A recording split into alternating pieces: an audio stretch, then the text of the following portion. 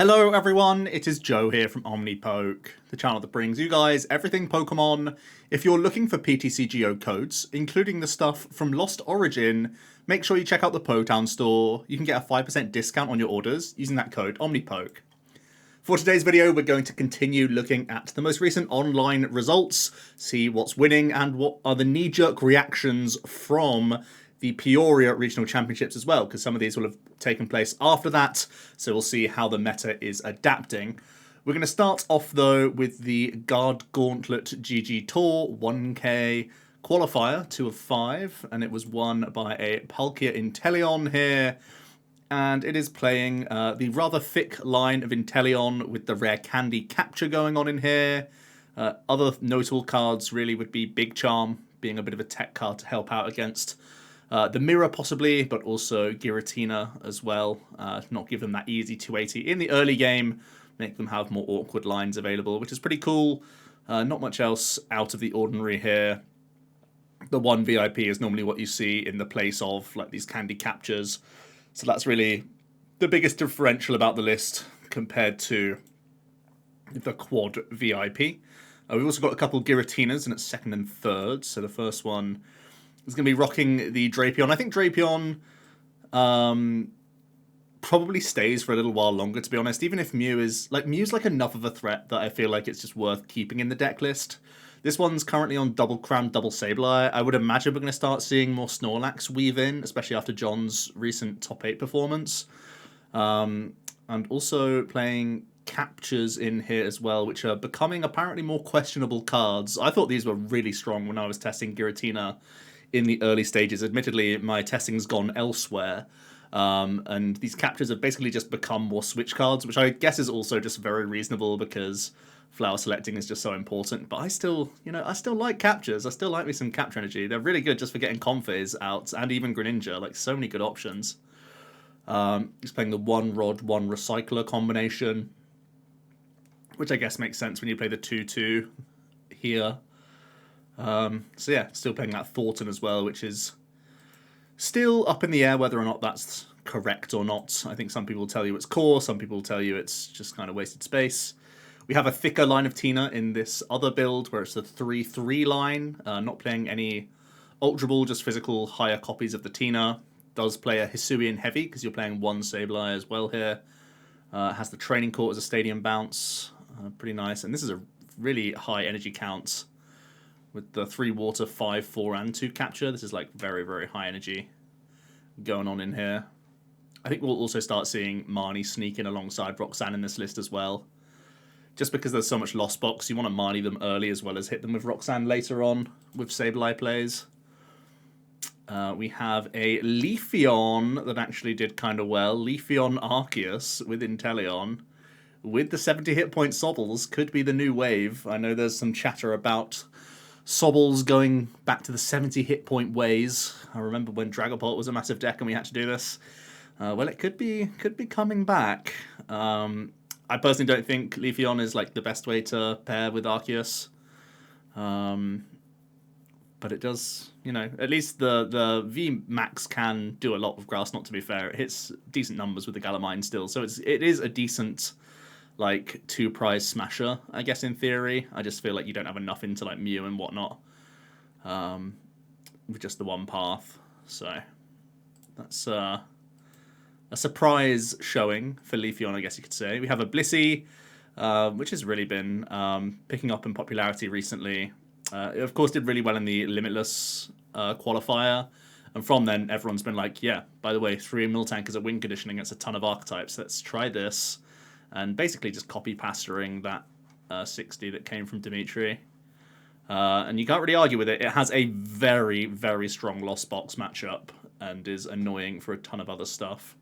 Speaking of Lost Box, this was obviously before towards performance, so this is going to be a teched-out Mirage Gate build with Empoleons, with Drapion, with Zeraora, with the right-hand package to try and get through opposing Empoleons. So there's so much going on here. I actually think that there is license for a Mirage Gate Lost Box to start creeping into the meta now that the Zard Lost Box actually won. because the Mirage Gate build has things like Lax that they can put in to have a good time into the mirror. I don't necessarily think 2 Empoleon stay, but I feel like Mirage Gate Lax is at least something you can go for to be good into your, like, sort of mirror match situation.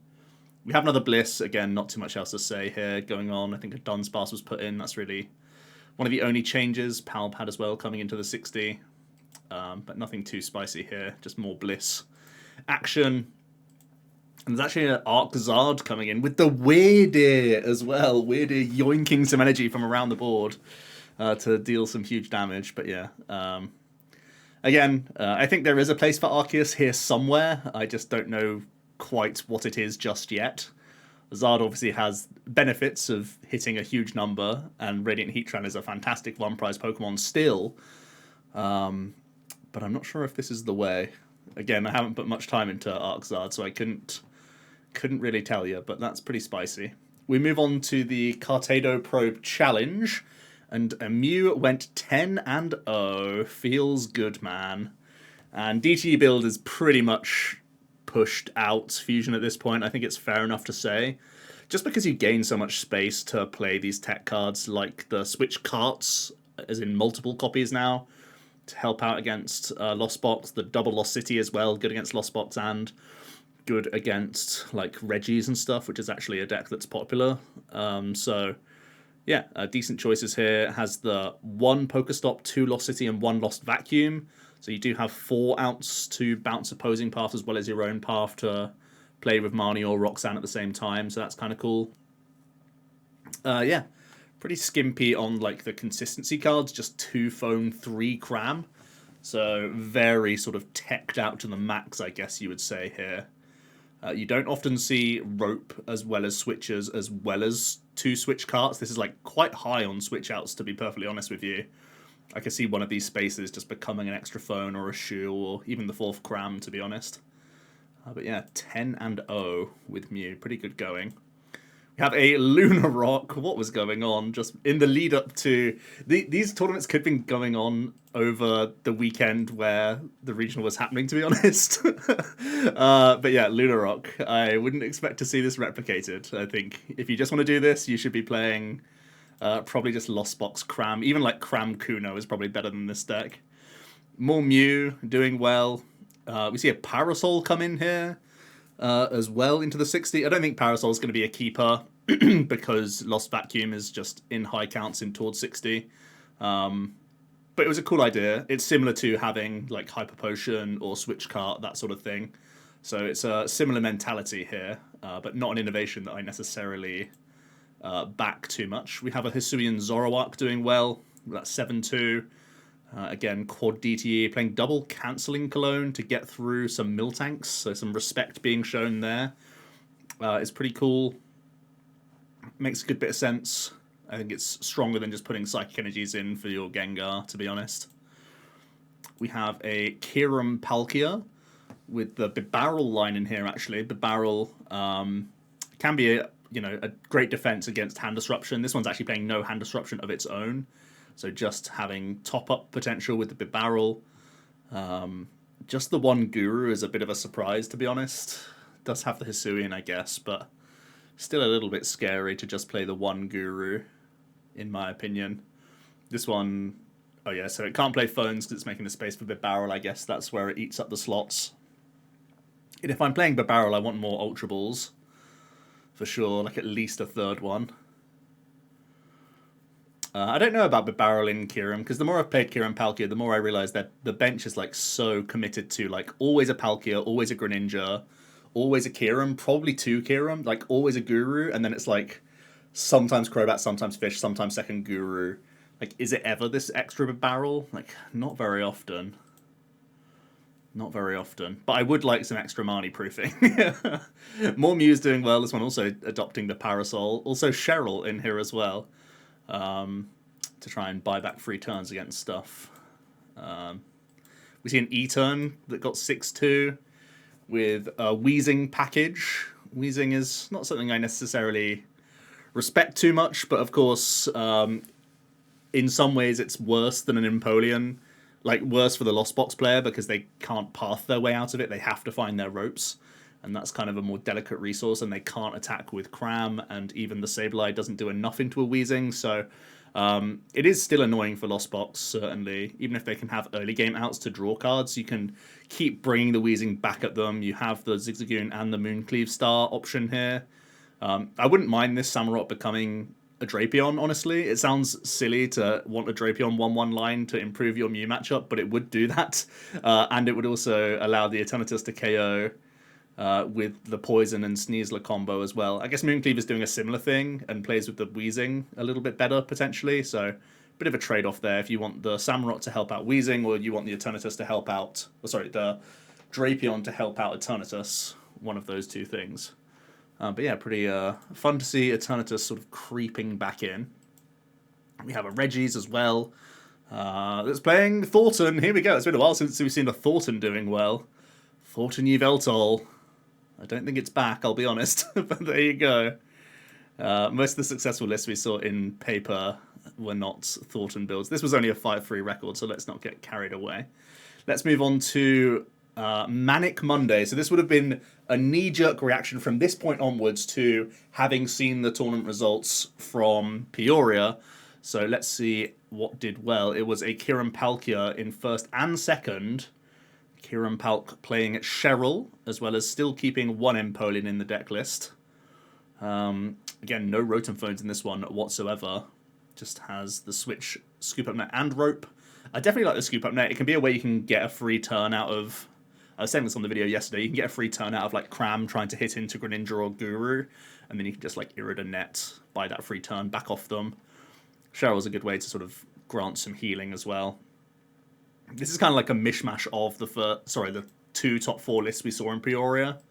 Then we have a 7-2-1 record here with another Palkia. This time the Empoleons have been stripped away. Instead we see Cheryl again, and also Collapse Stadium. So a couple other ways to do some sort of denial, I guess. Just playing the 1 VIP pass in this build. I'm definitely a fan of thick VIP pass in the 60 because you are a go wide deck, certainly. And it plays so nicely with Iridas anyway. And this one playing no hand disruption either. Not even like Roxanne, even though you play Luminion. Kind of interesting to see that come together. We have an Arceus with Giratina. And a little Lipard package in here as well, by the looks of things. Okay, we have some stuff going on. We see Piers, we see Opal. Certainly some cardboard coming in here. The Piers is kind of cute. It can get you, like... It's almost like a Leon, because it can get powerful colourless. It can get you a Lipard package, and it can get you Crobat. Is Lipard ever better than Guru? I guess it's always live. I think we've seen this a few times where it's like the 4 Great Ball and the Lipard. I've seen something like this before. I wonder if it's the same player that keeps locking in this like mini Lipard package, because they seem to really enjoy it alongside Arceus. And I guess the reason to play Lipard over Cincino is A, extra 10 hit points, but B, Piers synergy. Piers can obviously get Bat as well if you need to. Really wacky to see it happen, though. We then have Kieran Palk again, this time having Wash Water, double Empo. The 1 Switch 1 Balloon combination. This one is playing Amani. Isn't playing Fish, though, so has no way to like grab the Amani necessarily. Maybe the Rotom Phones are the best way to do that. So there is still a little bit of variation going on in these Kieran Palkias. We have a Mugenesect that went 6-1-1. Playing the double Lost City. It looks like upping Lost City count seems to be a popular wave right now. Going down to just the 1 Pokestop, even though it's such a good card to hit the button on just to dig deeper. Especially with Silene. I feel like 1 Lost City and Silene and Pad is like normally enough, but I guess you need to have the Drapion answer on the spot, otherwise you do just lose. So I can see the reason for it. The double cart as well coming into this 60 as extra pivoting. We have an Arc Gudra coming in with the Zamazenta. I think this looks like a copy-paste of the top 16 list, or the highest placing list that we saw in Peoria. This looks to be the case with the Poker Gears. I actually much prefer Shoes to Poker Gears because it gives you plays in the opening, like literally turn 1, so that you have higher odds of just getting an Arceus down with an energy. I'm a simple man, that's all I want. So I would definitely look to change gears for them.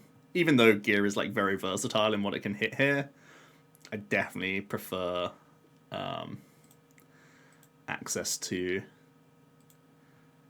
those.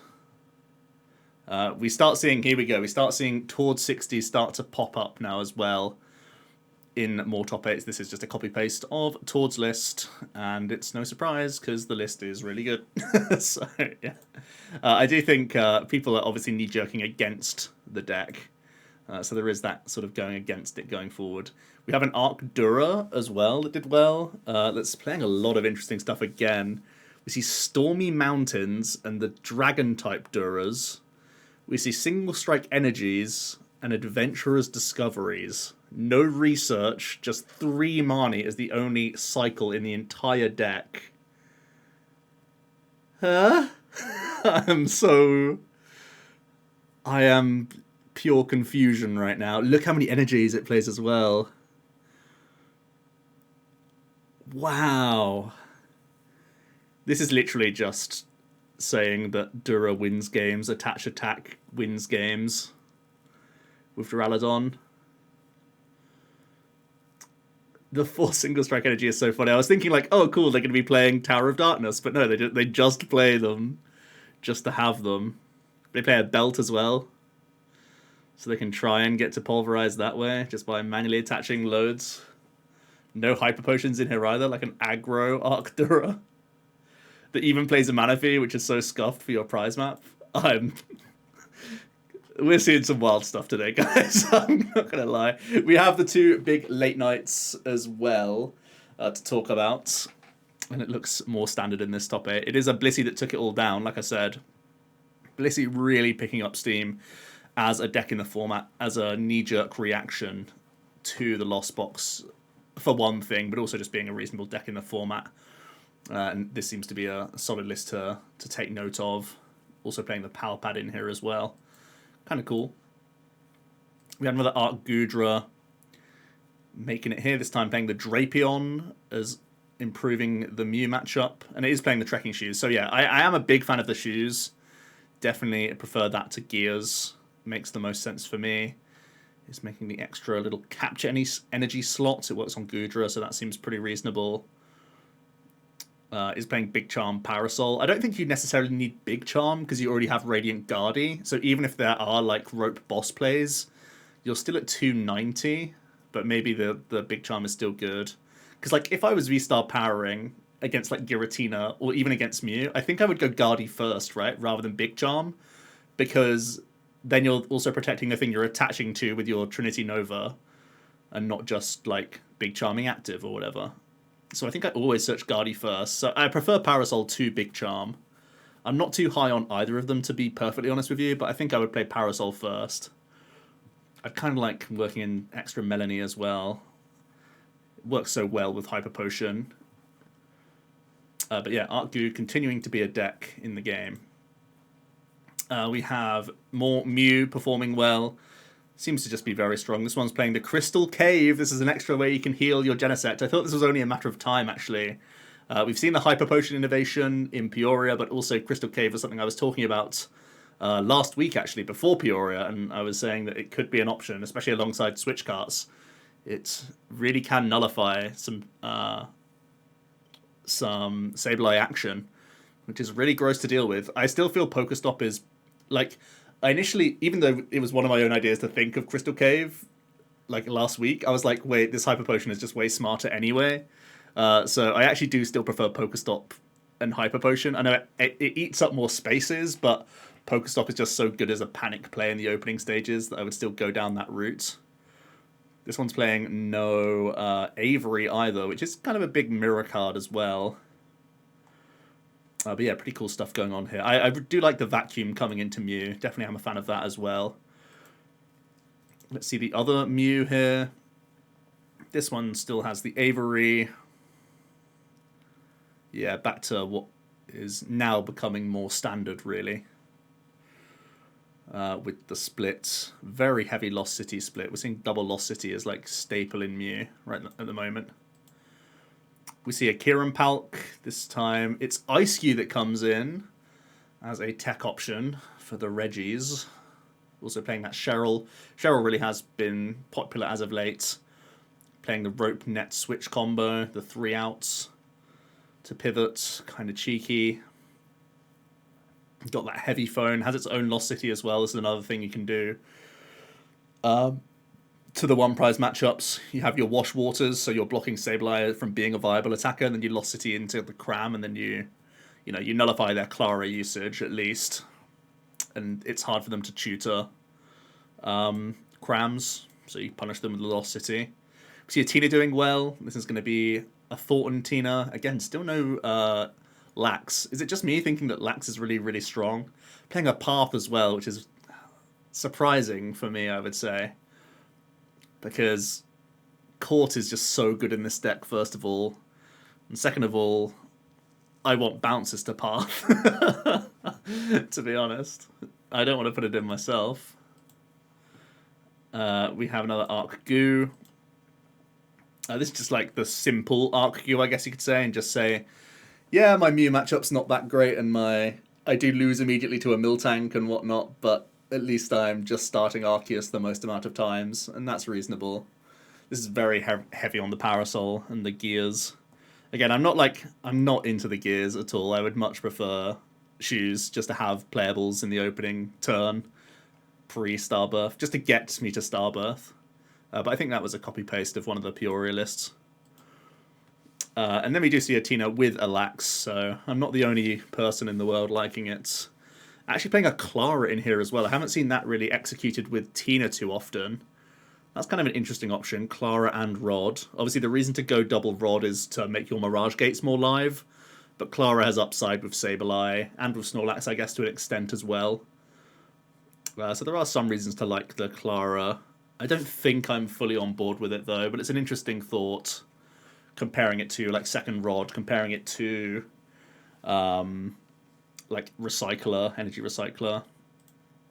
Kind of an interesting, like that's definitely a slot in the deck, but then Clara does have upside compared to them at times.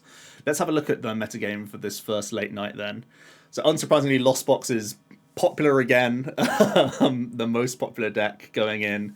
It did just win Peoria, so no real surprise there. People trying out towards 60, no doubt. Got some Tina, some Mew. Kieran Palkia. Kieran Palkia was actually the most popular deck played day one of Peoria, which was a big surprise to me, but it's obviously less popular here. Still among the top performing decks. Palkintel so low on the play rate for how strong of a deck it is. So crazy. Like it's being played as much as Arc Gudra. That doesn't sound right in my head. Maybe people are just bored of Palkintel and they know how to play it now and just want to try new stuff still. Zoroark still up there in play. So the Blissey, there was only 7 entered, and Blissey did really well, right? Well, I guess 1 spiked the event, and there wasn't another one for a while. But yeah, seems pretty good. And then we go to the other late night where Blissey was doing even better. So again, we actually have a Lost Box winning out here. Has the Ice Cube. I guess it's actually pretty good against Bliss, right, as well, the block face. But this is a really spicy Mirage Gate build of Lost Box. It has Snorlax, it has Reggie, and it has Zard. So I've actually just done a video of this yesterday on the channel, and I much prefer my Mirage Gate builds having Greninja, because you just have way too many clunky cards otherwise. Converting all your energy into consistency cards is really, really important.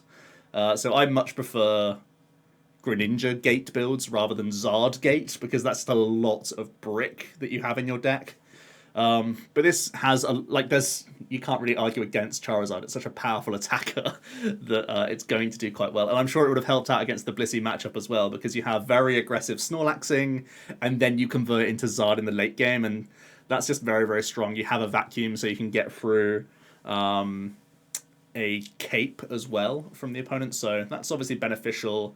Has the Raihan's as well, so you're not all in on just going high on the Lost Zone. You can also Raihan attach twin to Snorlax's in the early game, even get the Zard involved early because you have that Clara and double Rod. Because you're playing Rods for Mirage Gates, you then also have to play Quick Balls, and this is playing 4 copies of Quick Ball, so lots of decent search here.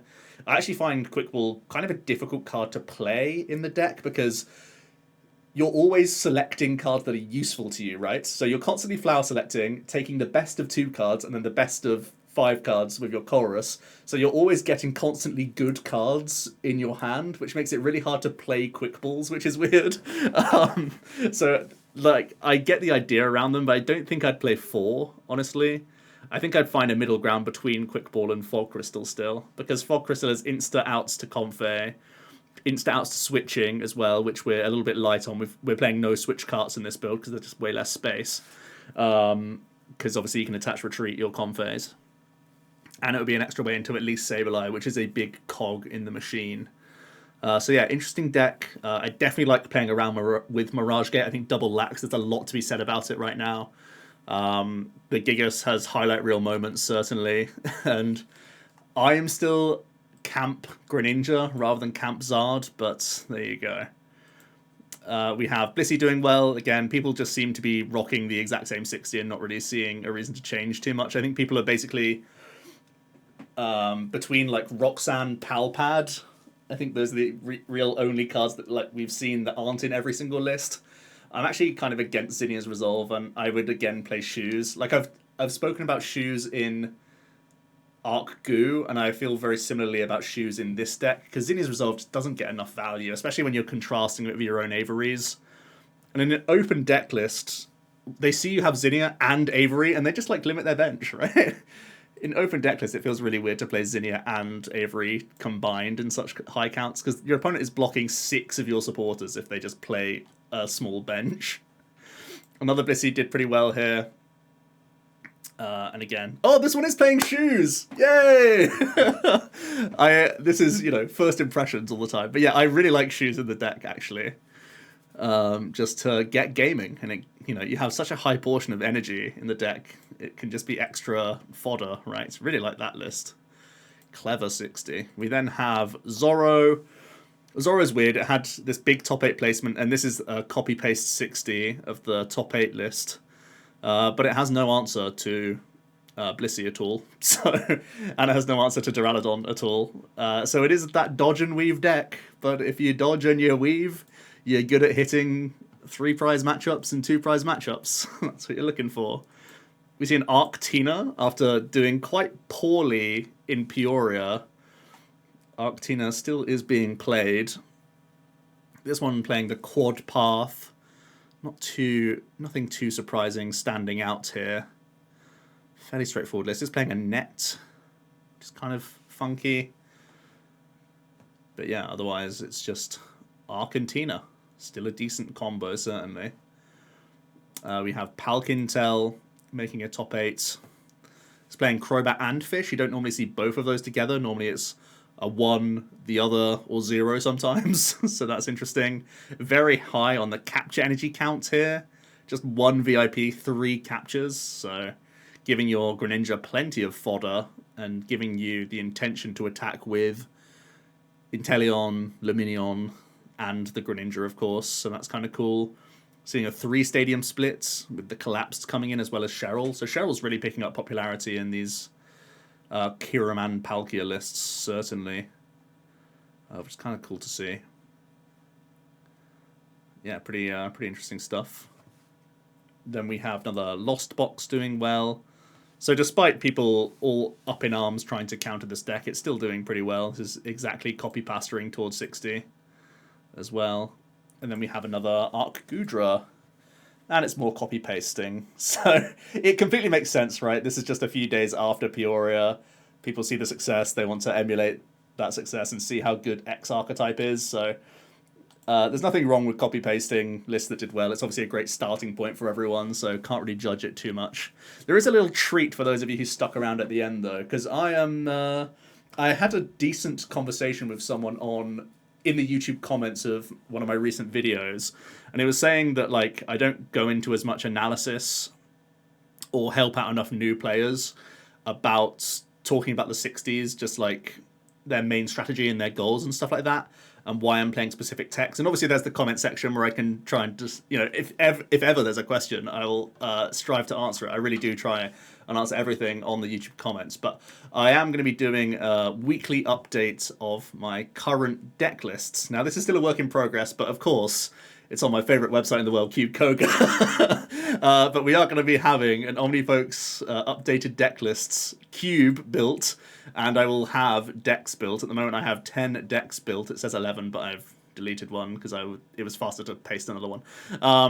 But I'll probably have 10 decks, I want to say as a minimum, as the decks that I will be updating as I go. Now, I don't think I'm going to be updating necessarily weekly, but at least before bigger tournaments, I'll try and have up-to-date lists of certainly the things I'll have tested the most, or if I've seen techs that I like from like online play or this, that, and the other that I like, I'll be adding into the decks. So at the moment, it's still bare bones. It's still just my current 60s. But I am also going to use the Mew as the example. So you can see the list right here. Again, you can export straight to PTCGO, untap, tabletop, or print proxies. So that has good functionality right there. But I think more importantly, especially for newer players, I'm going to be having this breakdown of the main strategy because it's something that I don't necessarily talk about in videos too much anymore. I'm straight into the nitty-gritty of why I'm playing this card, that card, specifically within the 60 rather than the full deck and why you would play that deck. But then I'm also going to have a breakdown of the current tech choices, and that should give you an idea around cards that you could cut or change because they're in there for specific reasons in my metagaming head, but if your metagaming head is different, you can change those spaces in any way that you like. So I'm going to try and keep this up to date. Like I said, it's not going to be committed to like a weekly thing. I'll try to, whenever I'm doing these videos, talk about my up-to-date lists, up-to-date lists.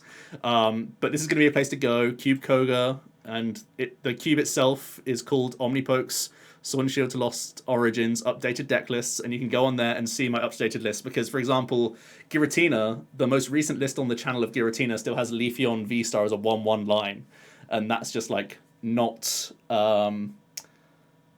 correct in the context of where the formats ended up, you know what I mean?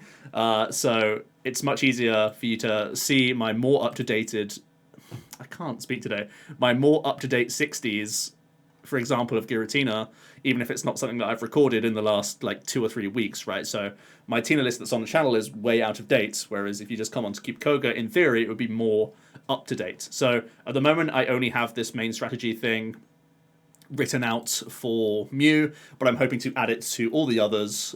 So if you are a new player, or if you're a current player that has newer players, they see at League, or if you're in conversation with and you want to give them a sort of better starting point, I'm hoping this will be a good resource for them as well.